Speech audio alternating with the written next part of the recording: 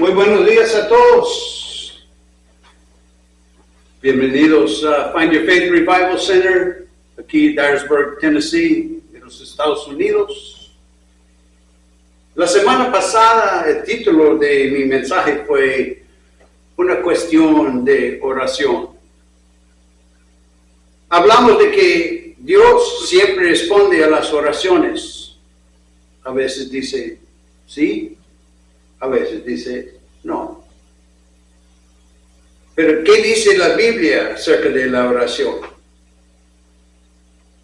Hay 6 puntos que hablamos la semana pasada. Esos son los 6 puntos.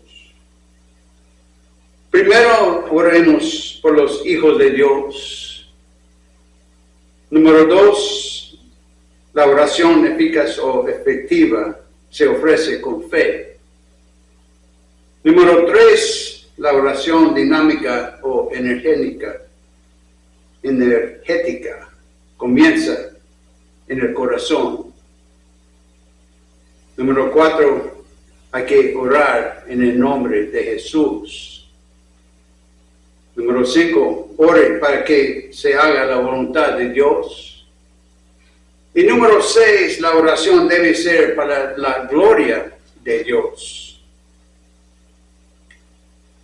Todas las religiones enseñan que la gente debe orar, pero solo la fe cristiana promete que Dios responderá.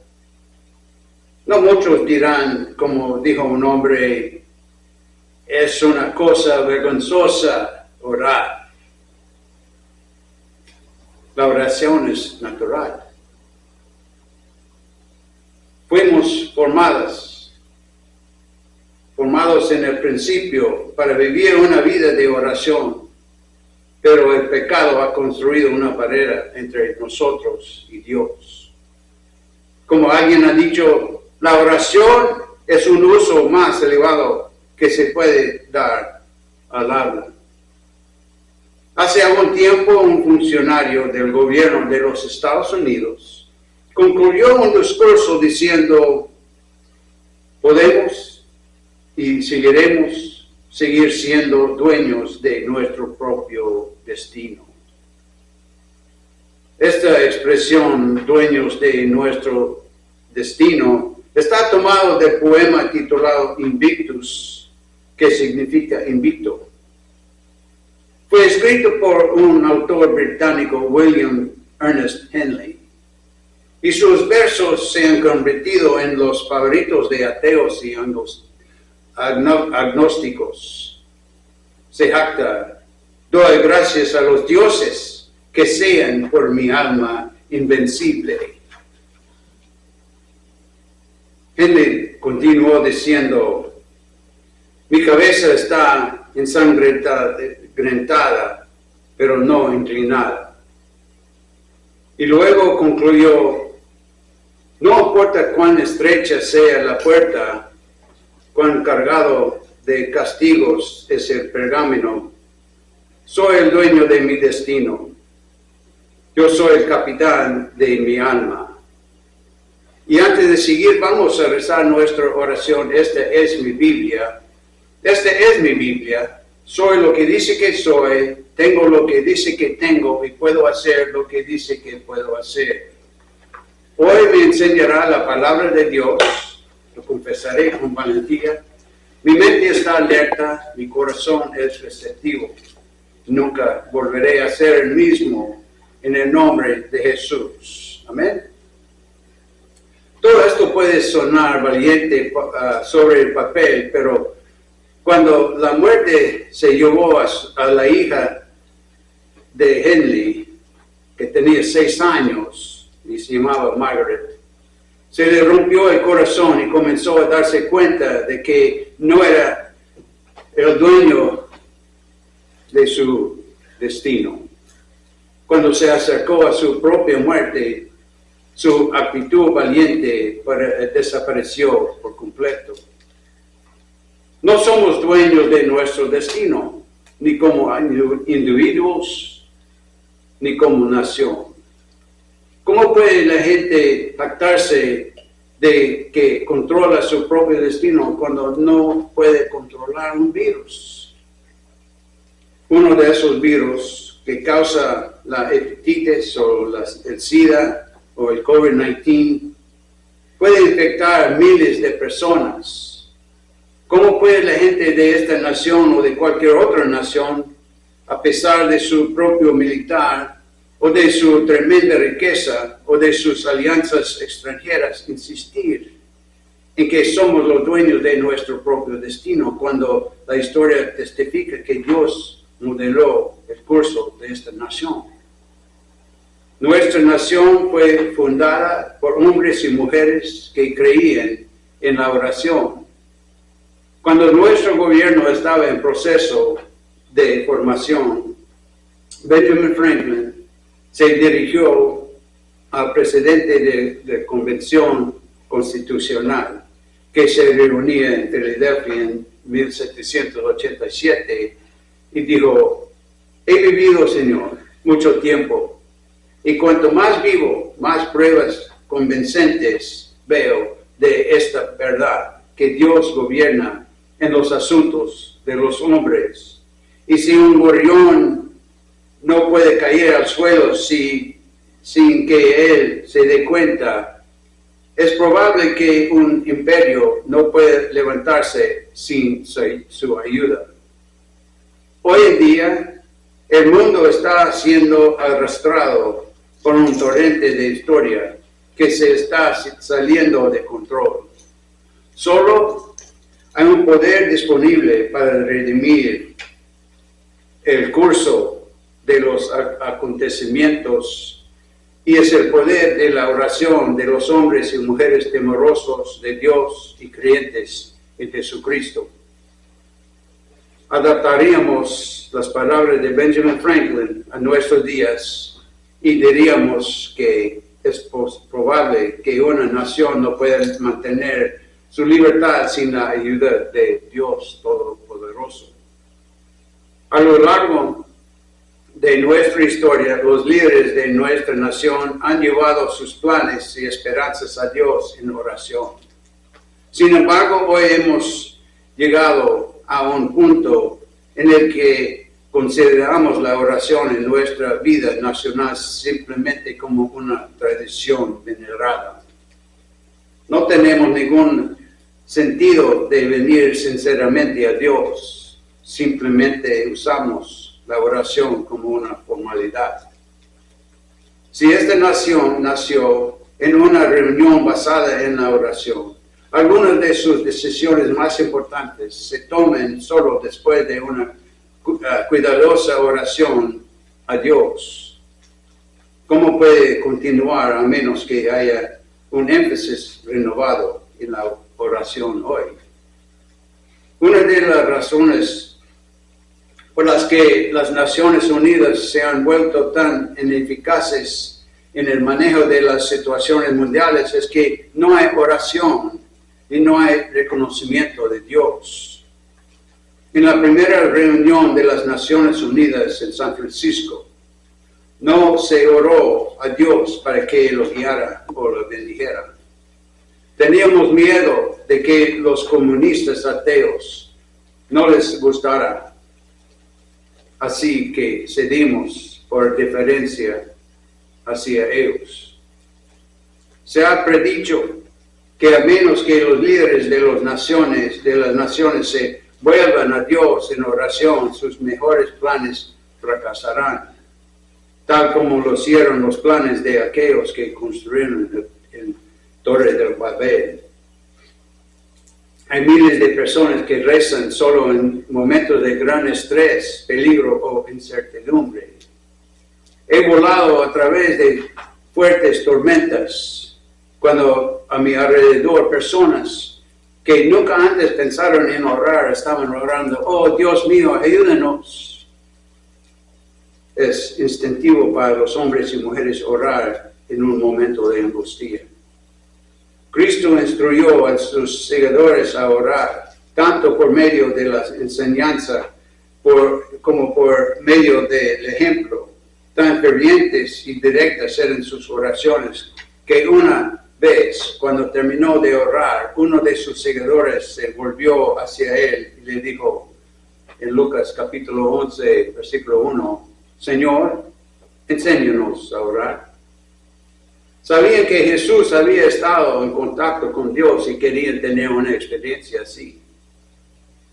De un extremo a otro en la Biblia está el registro de aquellos cuyas oraciones han sido contestadas, hombres y mujeres que cambiaron el rumbo de la historia por medio de la oración, hombres y mujeres que oraban fervientemente y Dios respondía. Ezequías oró cuando su ciudad fue amenazada por el ejército invasor de los asirios bajo el liderazgo de Sennacherib. Y todo ese ejército fue destruido y la nación se salvó por otra generación porque el rey oró. Los problemas del mundo nunca se resolverán a menos que nuestros líderes nacionales acuden a Dios en oración.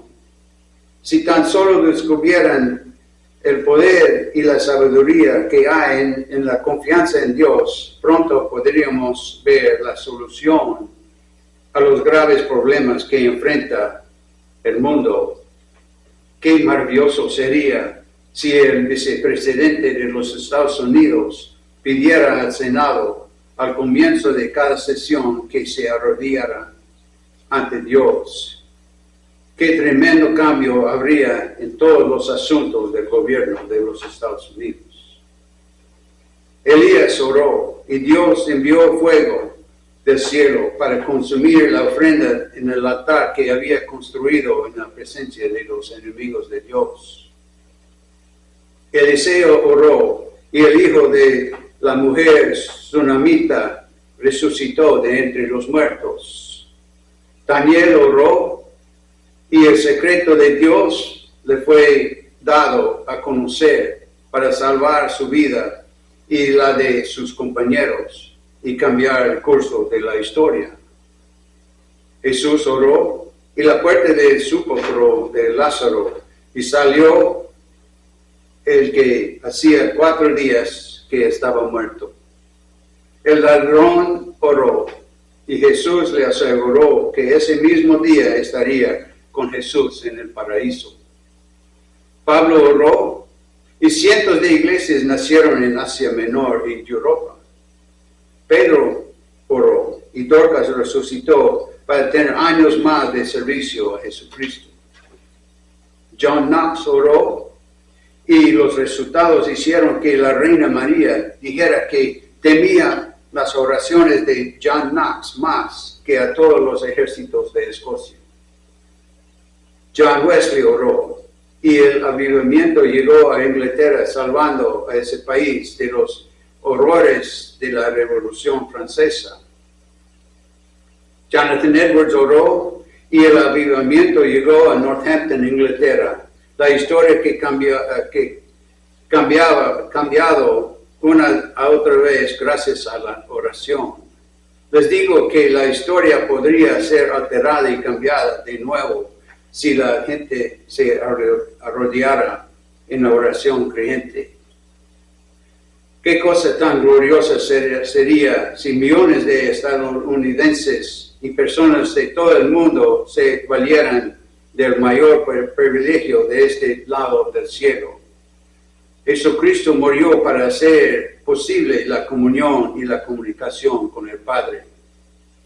Nos habló del gozo en el cielo cuando un pecador se vuelve del pecado a Dios y en su corazón respira la sencilla oración: Dios, ten piedad de mí, pecador.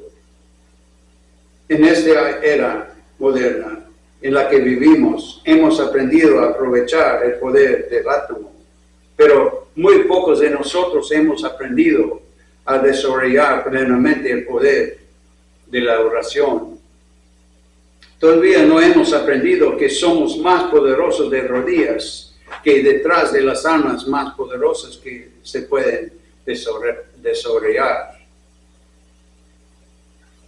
No hemos aprendido que una nación es más poderosa cuando se une en ferviente oración a Dios que cuando sus recursos se canalicen hacia armas defensivas. No hemos descubierto que la respuesta a nuestros problemas puede ser a través del contacto con Dios. Cuando los discípulos se acercaron a Jesús en Mateo capítulo 6 y le preguntaron, Señor, enséñanos a orar, el Salvador respondió a su petición, dándoles su petición modelo, el Padre Nuestro. El Padre Nuestro, sin embargo, fue solo el comienzo de su sagrada instrucción. En decenas de pasajes, Cristo ofreció más guía, y debido a que practicó lo que predicó, toda su vida fue una serie de lecciones sobre la oración prevaleciente. Una de las cosas más sorprendentes en todas las escrituras es la cantidad de tiempo que Jesús pasó en oración. Tenía solo 3 años de ministerio público. Sin embargo, Jesús nunca estaba demasiado apurado para pasar horas en oración. Oraba antes de cada tarea difícil que se le presentaba. Oraba con regularidad. No comenzó ni terminó un día en el que no desplegara su alma ante su Padre. Con cuánta rapidez y descuido, por el contrario, oramos. Fragmentos de versos memorizados se pronuncian apresuradamente por la mañana. Luego decimos adiós, adiós por el resto del día, hasta que nos apresuramos a hacer algunas peticiones finales por la noche. Este no es el programa de oración que Jesús embozó. Jesús suplicó larga y rápidamente. Se registra que pasó noches enteras en ferviente oración. Mostramos muy poca perseverancia, persistencia y súplica en nuestra vida de oración. Hace muchos años, varios periódicos hablaron de un hombre en Washington que pasó 17 años asegurando una acción favorable de un reclamo de $81,000 contra el gobierno de los Estados Unidos. Sin embargo, muchas personas no oraron ni 17 minutos por el bienestar de sus propias almas inmortales o por la salvación de otras personas. La Escritura dice en 1 Tesalonicenses capítulo 5 versículo 17, oren sin cesar. Ese debería ser el lema de todo verdadero seguidor de Jesucristo. Nunca dejes de orar, ni importa cuán oscura y desesperada parezca tu situación. Hace unos años una mujer escribió a su pastor que había suplicado durante 10 años por la conversión de su esposo, pero que él estaba más endurecido que nunca. El pastor le aconsejó que siguiera orando. Y hay un dicho en inglés que dice, pray until something happens. O en español es reza hasta que ocurre algo. Algún tiempo después, el pastor volvió a tener noticias de la mujer. Ella dijo que su esposo se convirtió gloriosa y milagrosamente en el 11º año de su oración. Y si hubiera dejado de orar después de solo 10 años. Nuestro Señor oraba frecuentemente solo apartándose de toda distracción terrenal. Te insto a que elijas una habitación o un armario o otro lugar en su casa o incluso en tu jardín donde puedes estar a solas con Dios y hablar con Él regularmente. Esa oración silenciosa, aislada y de alma a Dios, en la que vienes a propiciatorio para recibir la bendición divina sobre tu hogar y tu país, puede ser el arma secreta más poderosa de la nación. la defensa espiritual más poderosa de nuestra nación puede ser la oración. Un adolescente escribió y le preguntó, ¿por qué no hay más grupos de iglesias que se arrodillen cuando oran? Pues yo mismo no me lo preguntó a mí mismo, pero leí esta pregunta que hicieron al reverendo Billy Graham. Él dice, si bien podemos hablar con nuestro Padre cuando estamos acostados en el lecho de un enfermo, caminando en una tienda o como yo, caminando por la mañana por el beneficio de mi salud, o sentados en nuestros automóviles, ciertamente la rodilla doblada muestra humildad, sujeción y reverencia. Los líderes poderosos no han dudado en inclinarse ante Dios. Se decía que siempre se podía saber quién en el Congreso era George Washington, porque siempre se arrodillaba en oración. A medida que continuamos observando la vida de oración de Jesús, notamos el fervor con él que oró. El Nuevo Testamento registra que en el huerto de Getsemaní, en la intensidad de su oración, él cayó al suelo y que él suplicó hasta que su sudor se convirtió como si fueran gotas de sangre. Eso lo pueden encontrar en Marcos capítulo 14, versículo 35 y también en Lucas capítulo 22, versículo 44. Con demasiada frecuencia usamos pequeñas peticiones, ejercicio de oratorio y las palabras de otras en lugar de los gritos de nuestro ser más íntimo. Con demasiada frecuencia, cuando vamos a orar, nuestros pensamientos comienzan a vagar. Insultamos a Dios hablándole con nuestros labios mientras que nuestros corazones están lejos de Él. Supongamos que estuvieras hablando con el rey de Inglaterra, con el presidente de los Estados Unidos, o con el de México, o con cualquier otro líder de un país. ¿Dejarás que tus pensamientos vagarán por un minuto? ¿No estarías intensamente interesado en todo lo que él o ella dijera? ¿Cómo entonces nos atrevemos a tratar al Rey de Reyes con menos respeto? Hay tantas lecciones que Jesús nos enseñó en oración que no podemos presentarlas todas en un solo mensaje. Sin embargo, uno que debemos recordar, especialmente durante estos días de prejuicio, odio y lujuria, es este. Jesús nos enseña por quién debemos interceder. Cuán sorprendentes son sus instrucciones y su ejemplo. Él nos dice en Romanos, capítulo 12, versículo 14, bendigan quienes los persiguen, bendigan y no maldigan. En otras palabras, Él dice que oremos por nuestros enemigos. Debemos abogar por nuestros enemigos, pidiéndole a Dios que los conduzca a Cristo y por su causa que los perdone. En las primeras palabras que Jesús pronunció desde la cruz, después de que los pesados clavos hubieran sido clavados en sus manos y pies, comenzó a interceder por sus crucificadores, diciendo, Padre, perdónalos porque no saben lo que hacen. ¿Cuántos de nosotros hemos pasado tiempo orando por nuestros enemigos?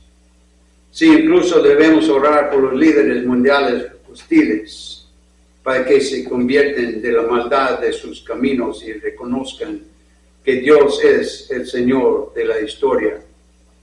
También se nos dice en las Escrituras que oremos para la conversión de los pecadores. He escuchado discusiones de líderes religiosos sobre cómo comunicar el Evangelio. Ni una vez pues escuché mencionar la oración. Si hay una persona que conoces que necesita a Cristo, comienza a orar por él o ella. Te sorprenderás de cómo Dios comenzará a obrar en ellos. Una lección más que Jesús nos enseñaría es la certeza victoriosa que Dios responde a toda petición verdadera. Los escépticos pueden cuestionarlo, los humanistas pueden negarlo y los intelectuales pueden ridiculizarlo. Sin embargo, aquí está la propia promesa de Cristo. Encontramos en Juan capítulo 15, versículo 7.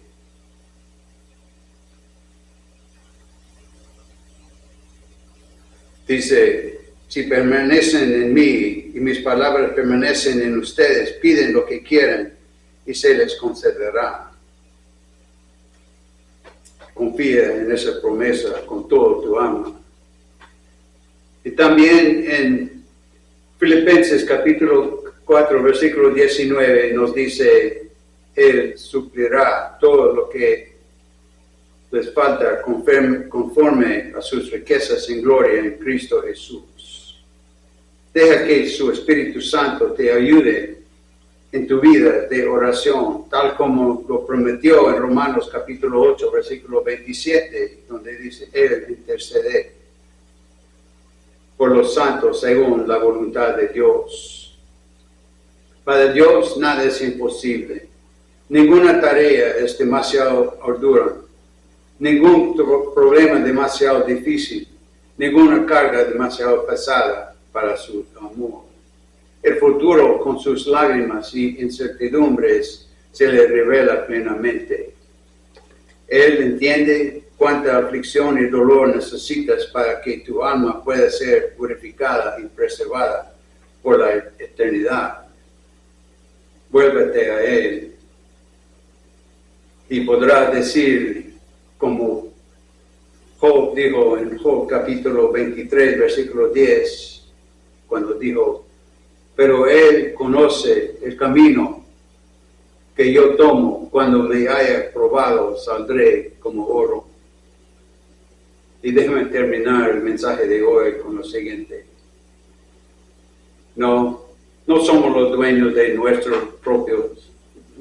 propias almas. No pongas tu voluntad por encima de la voluntad de Dios. No insistes en tu camino.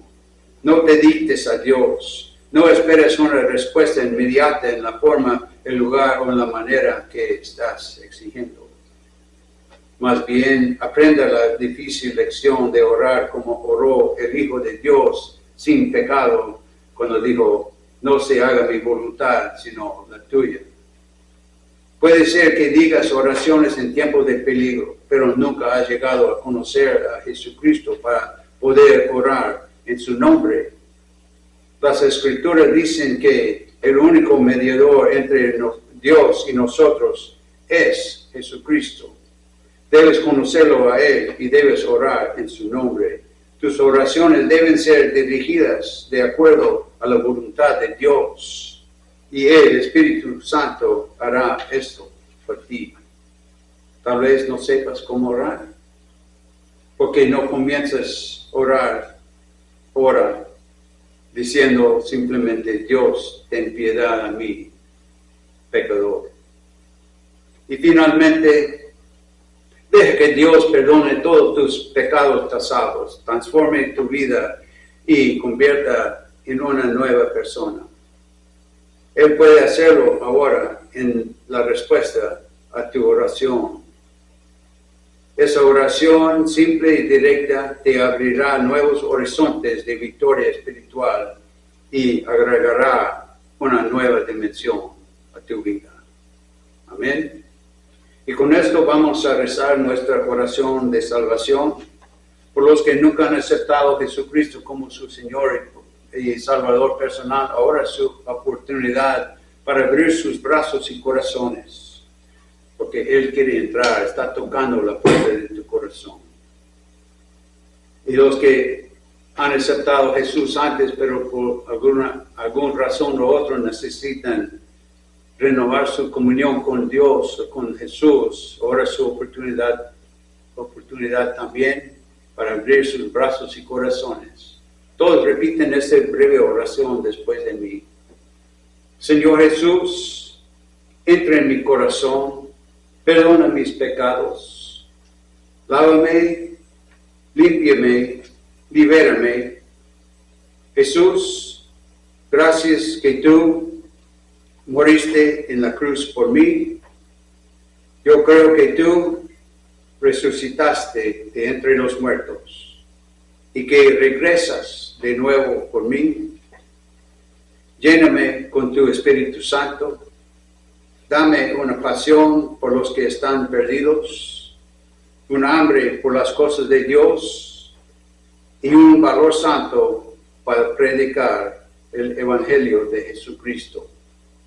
Ahora soy salvo, he nacido de nuevo, he sido perdonado y voy en camino al cielo porque tengo a Jesús en mi corazón. Amén. Y para cerrar nuestro servicio, les rezo esta oración final.